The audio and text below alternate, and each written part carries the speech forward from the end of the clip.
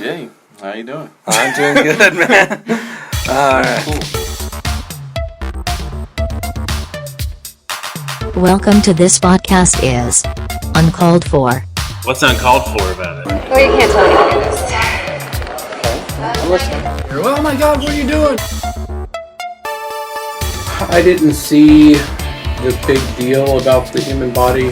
I worship Cthulhu just for the free beer. Yeah, don't go to Sam's Club either. But you didn't even give a chance for a wild card spot! What are we doing at Tijuana? He's like, what did you just say? Well, the name of this podcast is Stuff Uncalled For? This podcast is uncalled for. Podcast, all right. Yeah, that was the most ridiculous ending to that game that I've ever seen. Oh my gosh, I gotta hurry up. Oh my gosh, I gotta hurry up. Oh my gosh, I gotta hurry up. We're looking at each other in the eye. We're not going to say anything derogatory to the other person. And, of course, neither of us is drunk. So I don't hear Pope Francis saying that he's a prophet, seer, and revelator. What planet are these people on? And look, thank you, Black Rum. See, this is a disgrace. How'd that happen? And it's got Chick-fil-A. Hey, we're getting somewhere. And now, your host for this podcast, Mike Chernevsky. Fuji!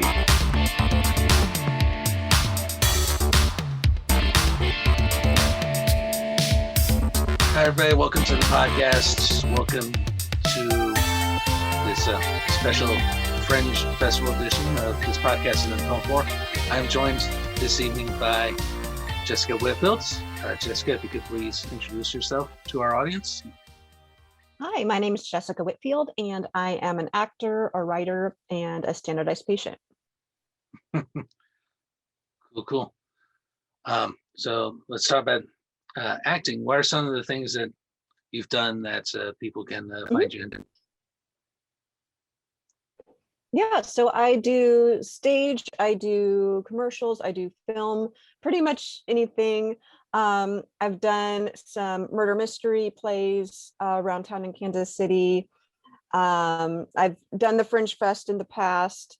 I've done some short films here in Kansas City. I've done some features. I was in The Brutal Nine, which you can see on Amazon. I play a Russian assassin.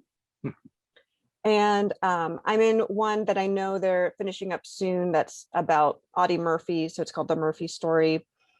So yeah, and there's lots of short films I'm in. Some of you can find online, just, through YouTube and that kind of thing. Cool. Now, based on that, I got tons of info from that.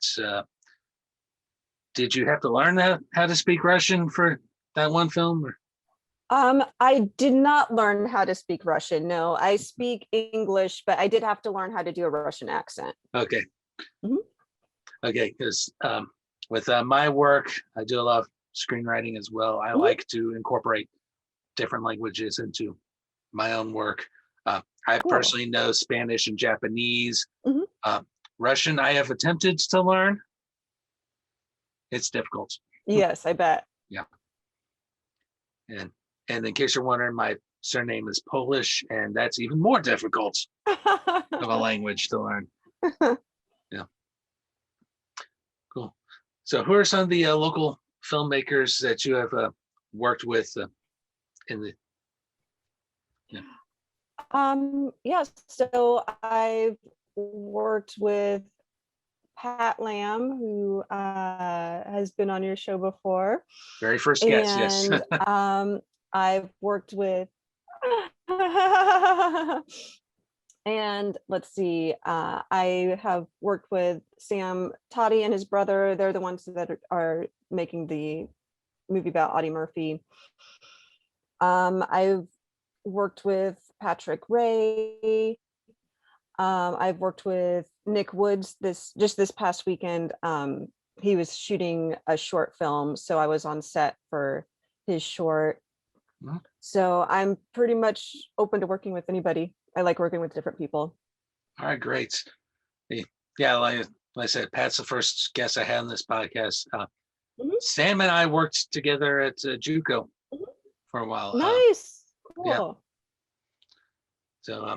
So we're both in the student media department and everything. I've already talked about this when I had Patrick Poe on for the Fringe portion of the podcast. So So do listen to that one as well.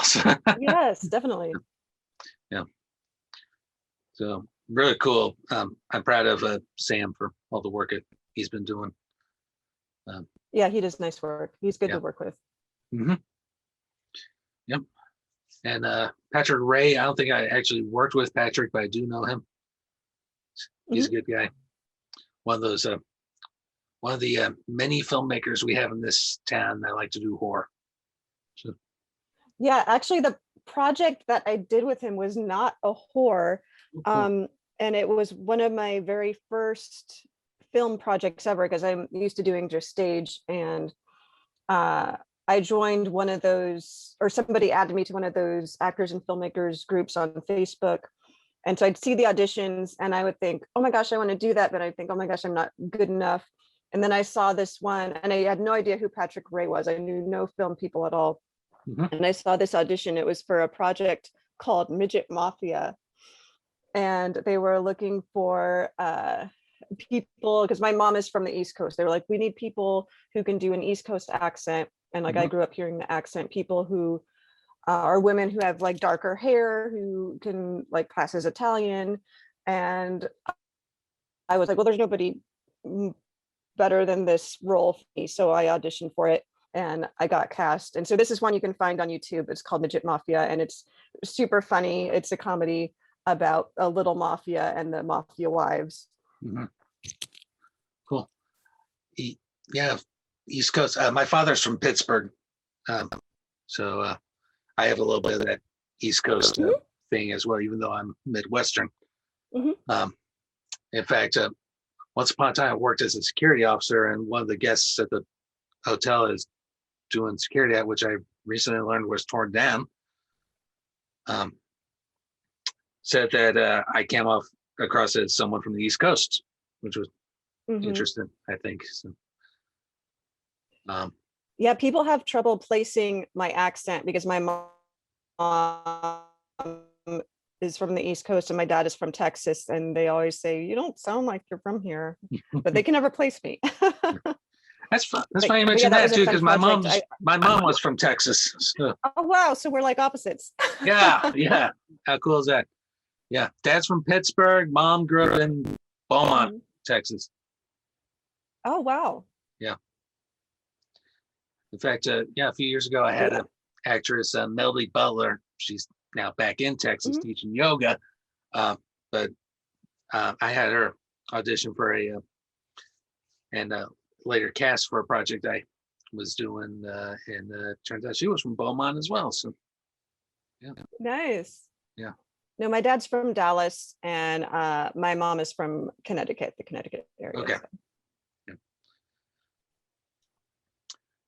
Really cool. But yeah, I met a lot of cool people doing that first little film project, and I made a lot of great friends. I've made really good friends with Paul Ford, who is the lead actor in that, and he wrote it, and Colleen Kaufman also wrote it. So it's just a lot of fun. And people are so welcoming in the film community here. So it was really nice to make new friends and meet all these cool creative people. Yeah. I was close to casting Paul for a project, but it just did not work out, unfortunately. Oh. Because he wanted to be there for the main part of our filming, but because the ADA is a thing, unfortunately, right, it couldn't happen. So, but no, that's okay. If it happens, it happens. If not, don't worry about it. That's true. Right. So really, really cool. Some of the filmmakers I've had the pleasure of working with, of course, unfortunately, the late Dave Barry, Brian Boy is another one I've worked with. Brian I had on last year's Fringe program. Yeah. Nice. And a handful of others at Kindleson, Paul Campbell, and yeah, all good guys to work with, I think. So, yeah. Would you Would you say it's an easy transition going from theater to film and video? It's very different. They're two completely different things. I think it's probably easier to go from stage to theater because with theater, you don't get a second take. You've got to learn this full length play. You got to know it backwards and forwards because once you're on stage, there's nobody to save you. There's nobody to say, cut, let's do it again. You got to know it inside and out. With film, you at least, if you do mess up, you get that second chance to get another take. Usually there's not as many lines to learn in film because it's more action, less dialogue, where stage is pretty much all dialogue. But with stage, you have to be really big because you're playing to these big theaters and the people in the back of the house have to see you. And my cat's coming to say hello. Hey, kitty. And for film, you've got to bring it down. And so that's something that I had to learn.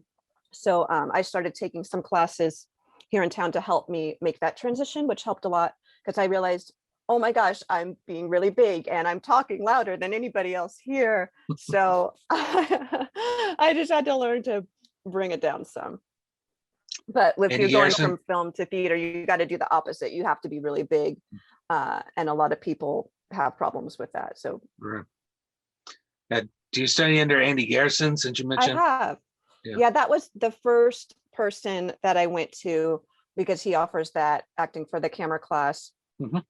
And he kept saying, you're making faces, you're making faces. So, but he lets you look at the footage in his class after you do a scene. So that's really helpful to see, oh yeah, I am making these really big faces. I gotta bring that down. And I've also worked with Heather Laird. She does an on-camera acting workshop. And I've taken Richard Allen Nichols' class, which his class isn't necessarily for the camera. It's more just regular acting, but he's worked with Uta Hagen, so he's so knowledgeable and can help you with like any type of acting. Yeah, Andy's a good guy. He's been I know him through IFC, and I do highly recommend him for any actors who happen to be watching or listening to this. So, yeah. Yes, I recommend any of those three instructors. They're all great. Yeah.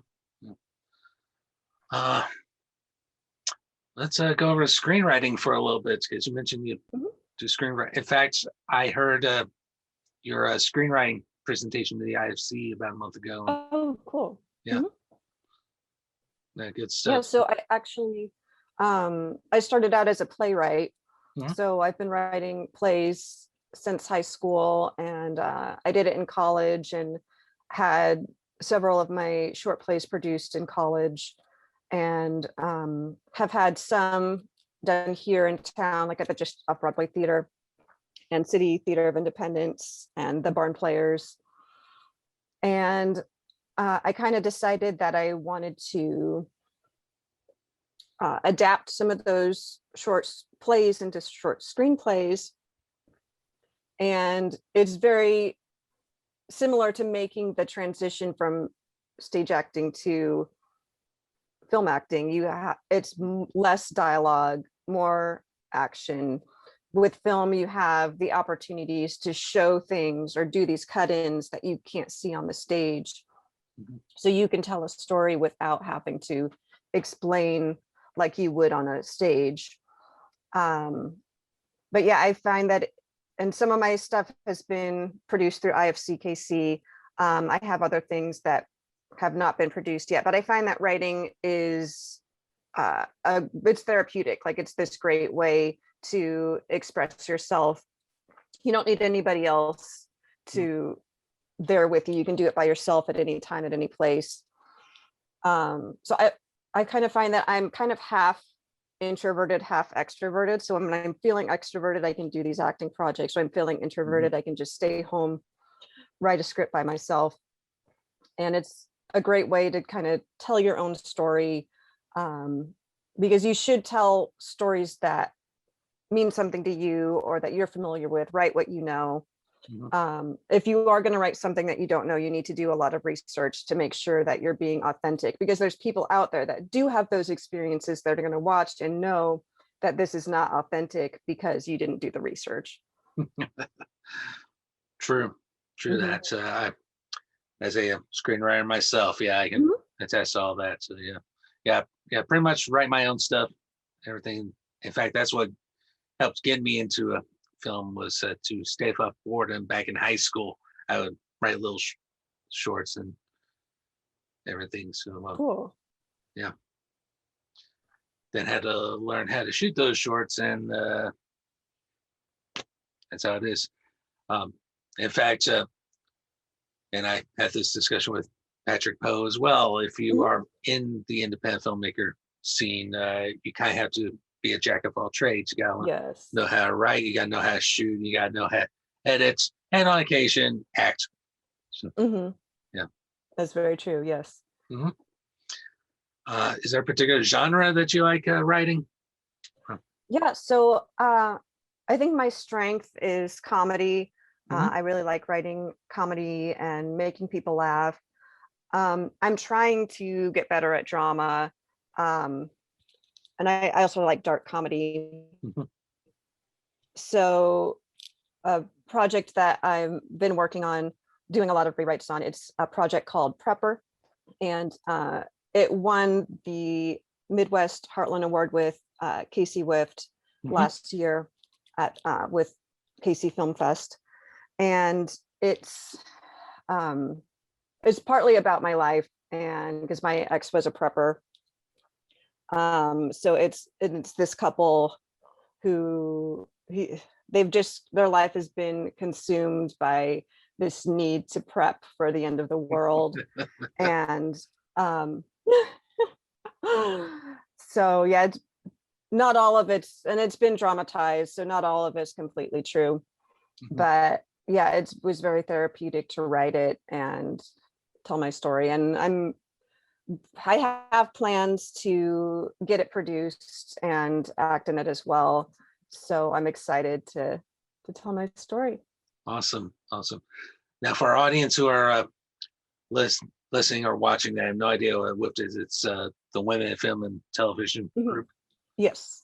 One of at least 3 or 4 different film groups in the Kansas City area. So, yeah, because I mean, you have the WIFT, you have IFC, you have KC Video Corps, and several other, a couple of others, I think. So, yeah. KC Screenwriters too, yeah. So, and screenwriters, always meet on the same night as IFC, so pick one or the other, right?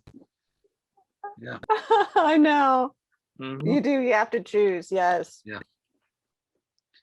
Yeah, but they're great groups to be a part of.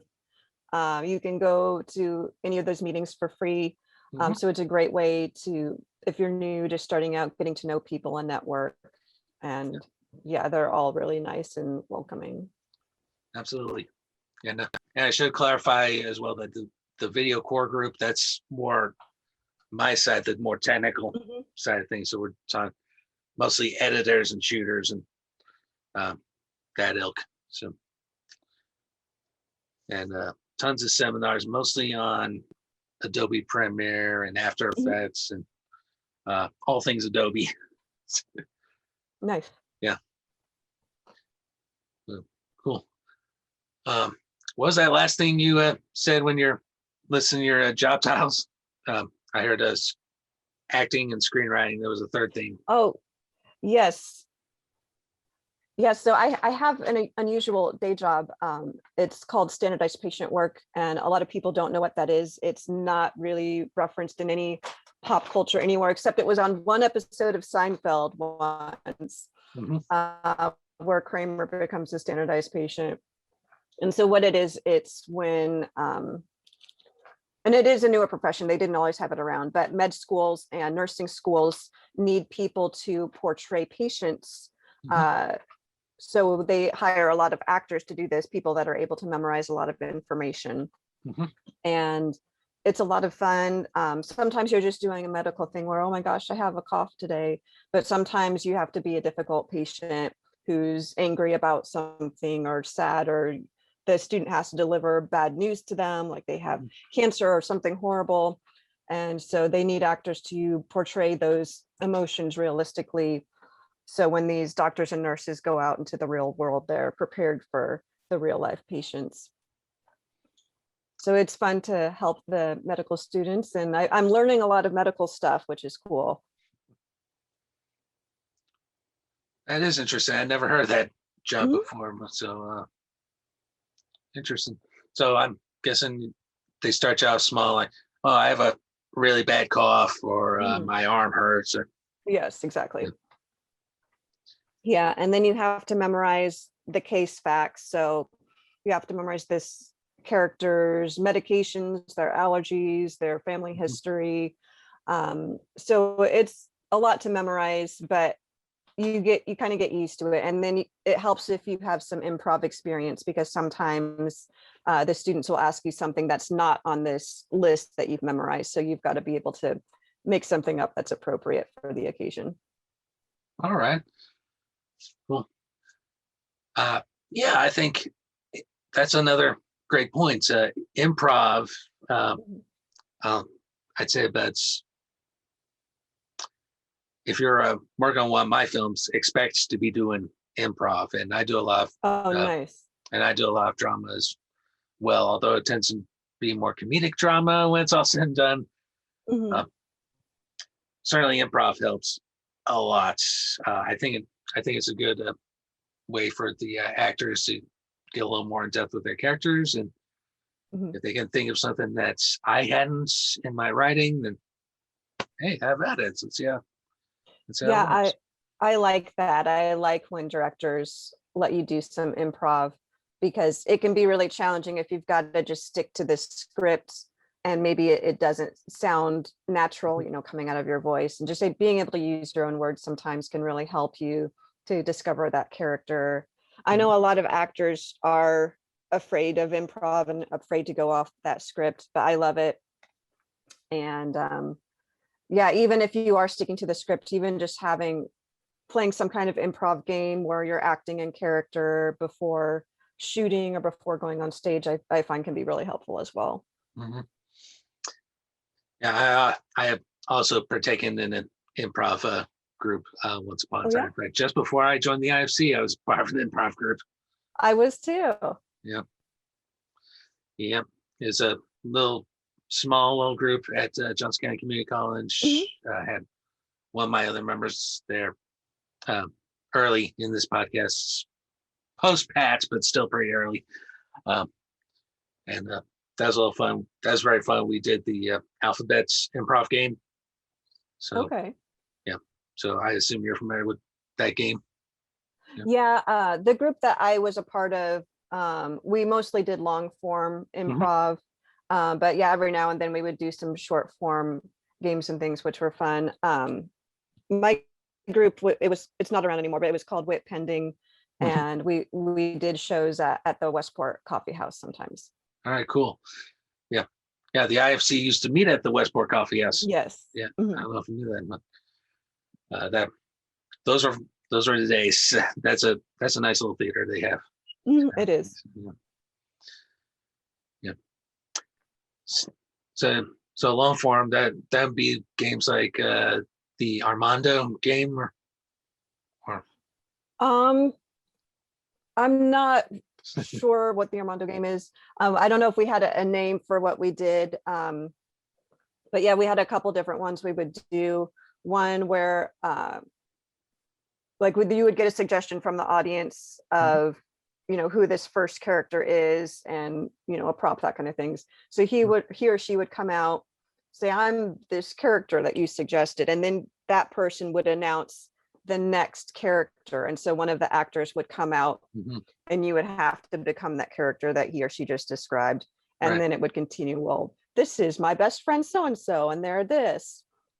And we did another one where one person was the interviewer, and we each and we had to pick a body part, and we would walk around the room, and you would lead with a certain body part, like an elbow or something, and then you had to come up with the story of like, why does this person walk with their elbow like this?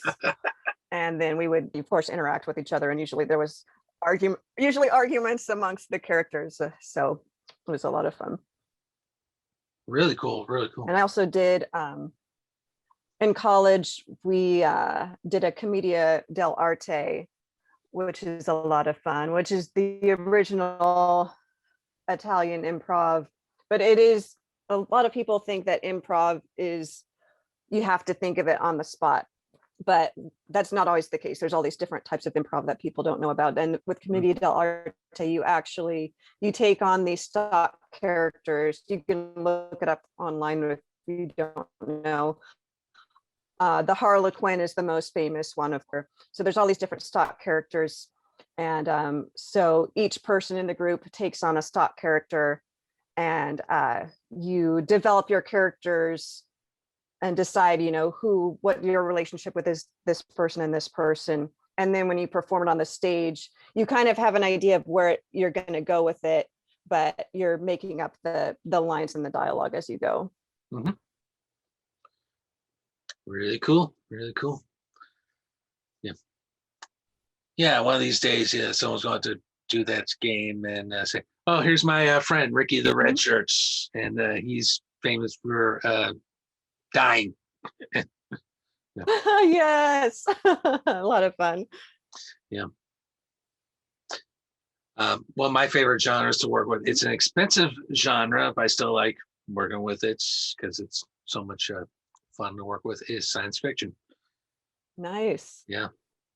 And one of the more, by recent, I mean a few years ago, one of my projects is, in fact, a partially completed sci-fi cyberpunk cop show. So, wow. Yeah. A lot of stuff going on in that one. Oh yeah. Speaking had some of the actors speaking a made-up language. I had some people speaking Russian. I had people speaking Japanese and all sorts of stuff. And you're very demanding.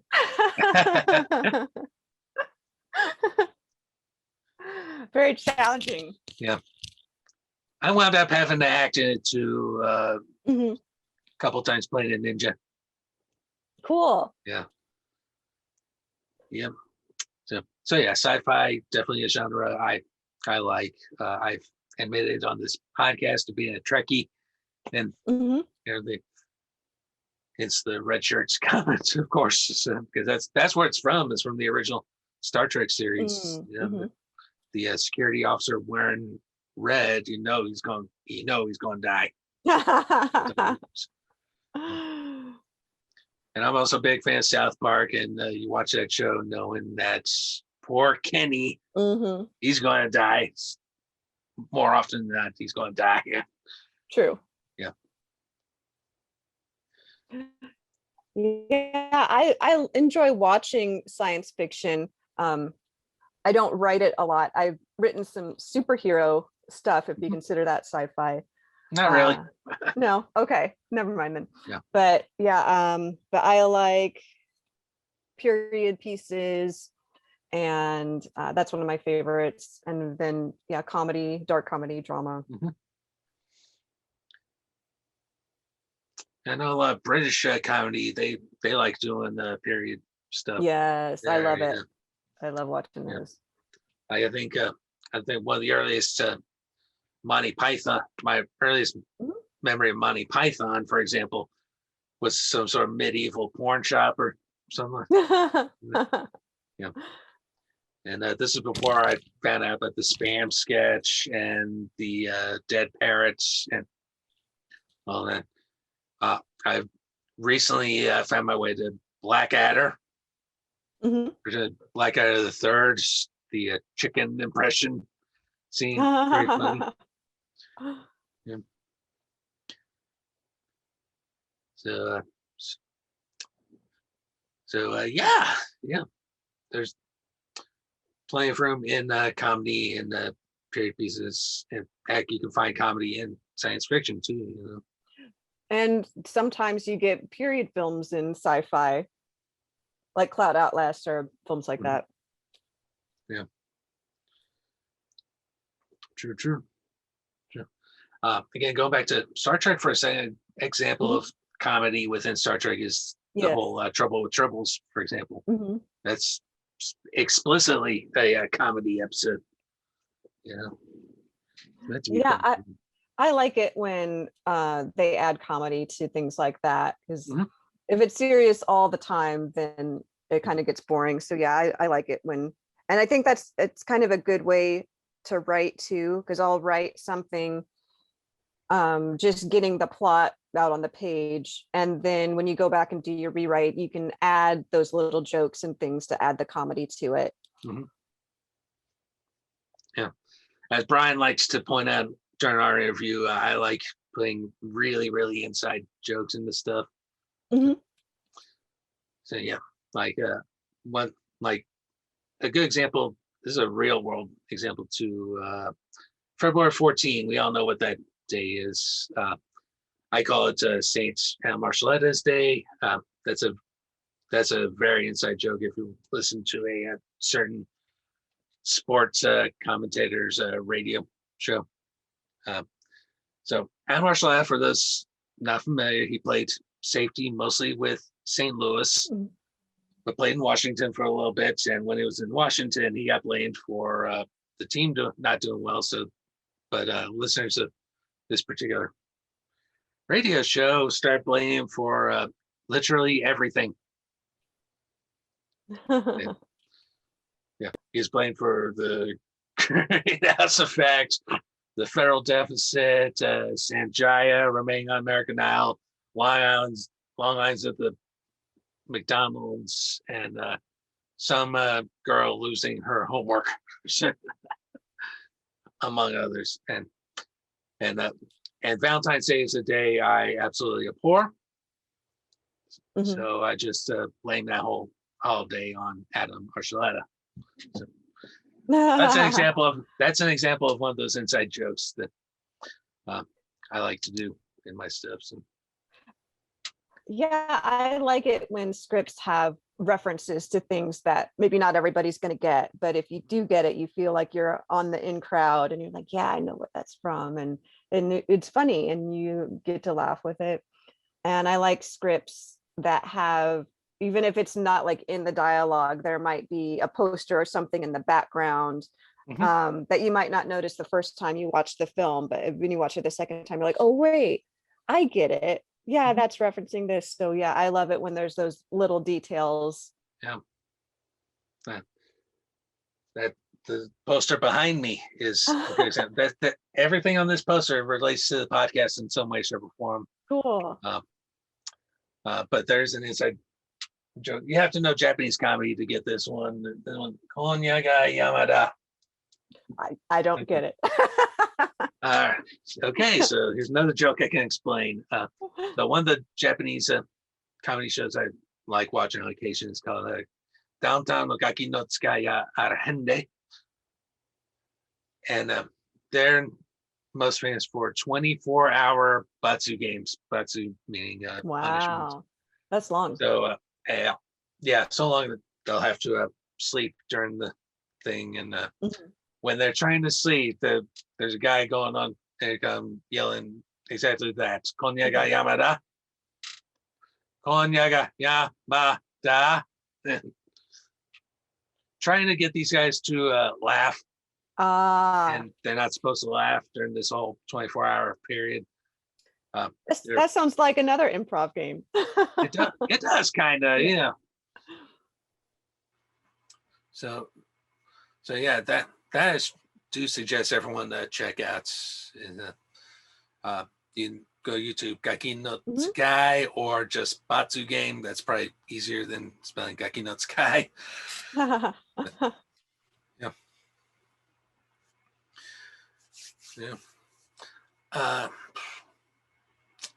Still got about at least 15 minutes, and we need to pad out here for Fringe. So, what are some of the things that influenced you?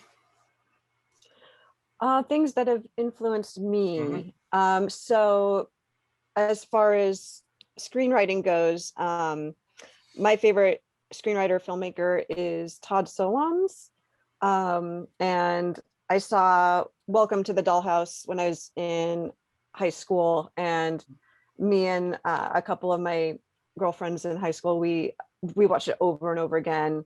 For those who aren't familiar with it, it's a coming of age dark comedy, and it's about this girl. Her name is Dawn Wiener, and she just has trouble fitting in. It's a dark comedy, so there is a lot of humor to it. If you're not easily offended. But when we watched this film, because this is at a time when there was all these other movies out like American Pie and Varsity Blues that were, just about these guys trying to go to prom and play football, that stuff, and stuff that like we didn't relate to. And so this was the movie that we're like, okay, being kids who grew up in the city, we're like, okay, this is something, because I'm not familiar with the suburban life growing up. And when I went to college in Iowa, and when I was there, I met all these girls that did grow up that way. And I'm like, wait, that's real? This is like American Pie, that's real. So yeah, just seeing this show, our movie, Welcome to the Dollhouse, was something that we really related to. Like, yeah, this is what life is like. The first scene, she's goes into the cafeteria at school, and like no one wants to sit with her, and so she gets bullied, and so she's kind of an underdog, and we just loved it. And so I really like his writing, because he does a lot of it's serious, but there's a lot of comedy to it, and it's realistic dialogue as well. So he's my favorite screenwriter. And Wiener Dog was his most recent one. He also made Happiness. And let's see, who else do I like? I like Britt Marling, she's on the Netflix series, The OA. And she also wrote the films Another Earth and The Sound of My Voice. And she's very beautiful, very talented. And she started writing these things because the roles that she was being offered as an actor were, the dumb blonde and kind of these things that weren't really challenging, nothing that she wanted to do. So she started writing for herself. And Another Earth and The Sound of My Voice, there were these really unusual stories. Another Earth is kind of a sci-fi one, so you might like it. It's about the Earth, but then there's a second Earth, and they're coming together. And so Britt Marling has another her that's on this other Earth, but they have lived these entirely different lives, kind of like another dimension. Yeah, like parallel universes. That's exactly. That's a common sci-fi trope. Absolutely. Yes. And so yeah, I really admire her. That's like what I want to be. I want to be someone that acts but writes as well. And the OA, if you haven't seen it on Netflix, it's so good. And it's another one that's kind of like there's this parallel universe, but she finds a way to jump. They call it jumping into that other universe. But in this, you're in the body, but her mind remembers her life from the other universe. So, and it's really cool and really unusual. Cool. Yeah, you mentioned Varsity Blues. That's actually a movie I can kind of relate to because I played high school football. Oh, cool. Yeah. Wide receiver, defensive back for Shine Mission West. Nice. Back in 1996, so over 20 years ago. So, yeah. I have a busted left knee because of it. And, oh no. Yeah.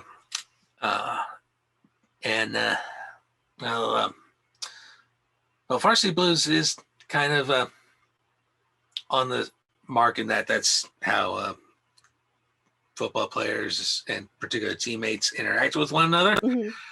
But it's also misses the mark in that we weren't going out getting drunk on game nights. Gotcha. And we weren't going to strip clubs. everything. And so some things they got right on the money, some not so much. So, good to know. And what about acting? Are there any actors you look up to, shall I say? Yeah, so I mentioned Britt Marling. I like Melissa McCarthy.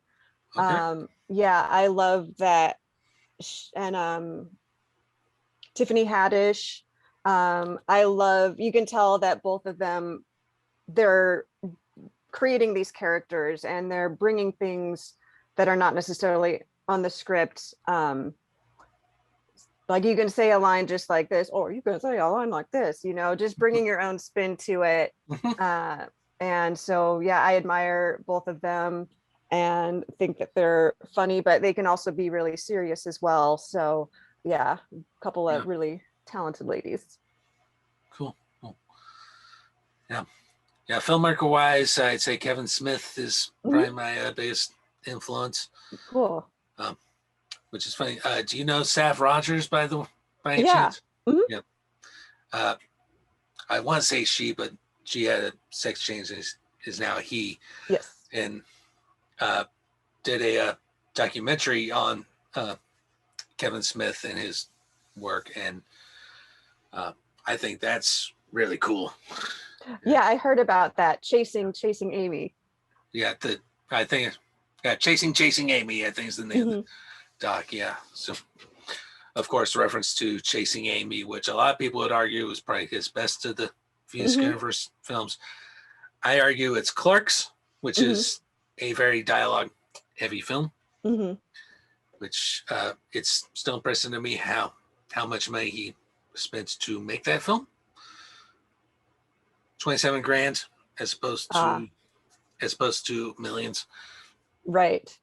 And he was actually working at that convenience store when he made that movie, and he could only really shoot there at nights when the store was closed, everything, and that's where they got the idea that the shutters needed to remain closed, and the lock was jammed with bubble gum.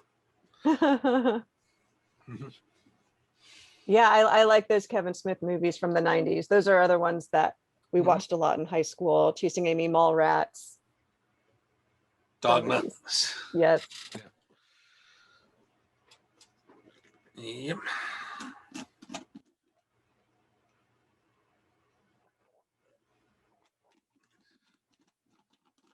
Yep.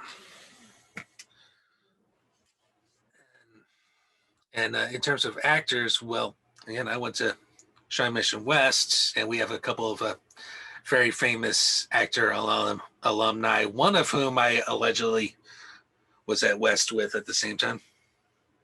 Oh, who's that? Jason Sudeikis. Oh, cool. Nice. Yeah, his senior year would have been my freshman year. Okay. Yeah, so, and West is a pretty big school, so you can't know everybody. True. Heck, there are still people in my graduating class I don't know. Yeah. Yeah. And the other really famous West Viking would be one Paul Rudd. Cool. He was there way before I was, but about 10 years, I want to say. So, yeah. He looks so young, though. Yeah. Well, those are a couple of cool guys to have as your fellow alumni. Yeah. Even if you didn't know them. Absolutely. And then of course college. Well, JUCO. I'm struggling to think of any actors that went to JUCO, but UMKC has a really good acting program. A lot. Yes. Yeah. I was fortunate enough to work with some of those actors and everything on some of my films, and and don't tell anybody this, I've shot on the campus too. So, yeah. Guerrilla filmmaking ain't nothing like it. It's between you and me. You, me, and anyone who's watching and listening. That's right. But people use college campuses all the time for film projects. So. Keep it on the down low, guys. Yeah, keep it on the down low, and don't get caught like I stupidly got caught the one time. Oh no. Yeah, so I was caught at JUCO shooting at one time. They only caught him because one of the actors was playing a ninja character. Yeah, security shows up. Yeah, we saw this guy wearing a hood and yeah, okay. We're just doing it. Do you have permission to shoot here? No. Okay, you need to leave now. Okay, we'll leave. So, then that's it. That's all. Of course, I mentioned earlier I did work as a security officer for a couple of years out of college and know how all that works and everything. So I'm not going to argue. I'm definitely not going to argue with the security officer or a policeman for that matter. Good plan. Good plan. So because I know what they have to go through. Yeah. So did you get to finish your film with the ninja? That was part of the web series that I talked about. Okay, cool. Yeah. In fact, that's particular scene is a part of the what was finished. So yeah. All right. Well, we're coming up on almost time to wrap things up. So do you have any closing thoughts? Yeah, I would just say that if you want to do something artistic, like just go for it. Because you might regret it if you don't, and you don't have to have a lot of money to make a film. You know, you can use your phone. This past weekend, a friend of mine, we just got together and we did a scene together, and she recorded it on her phone and edited it together. So anybody can do it. Anybody can be a filmmaker now. You don't have to have fancy equipment. And yeah, you don't have to be cast in something to practice your acting skills. You know, you can take these acting classes, but if you can't afford an acting class, like I make monologues at home, just using a ring light and my phone, and then put them up on YouTube. Sometimes they're from plays, sometimes I write my own material. So yeah, you can do it by yourself. You can get a friend and do a scene. So there's all kinds of ways you can be creative. You don't have to be a millionaire. So just do it. Excellent advice. Just go out there and do it. If you have a smartphone, use it. If you have an iPad, iPod, whatever, they have cameras, use them. Same place for music, you know, just use your phone, record music. And editing software, there are tons of editing softwares out there that you can get for free or for incredibly cheap. Adobe's not one of them. Adobe's very expensive. But you get what you pay for with that thing, with all that. So just go out there and create. So that's a good message. All right. Well, thanks for being on the podcast. And hopefully when things get a little more back to normal, we'll be able to be up again and probably work on something together. Yeah, that'd be awesome. That'd be great. Yeah. All right. Thanks. And everyone at home, thank you for listening or watching. If you happen to be watching during Fringe, keep supporting the podcast and keep supporting Fringe. Thanks for watching. Thanks for listening.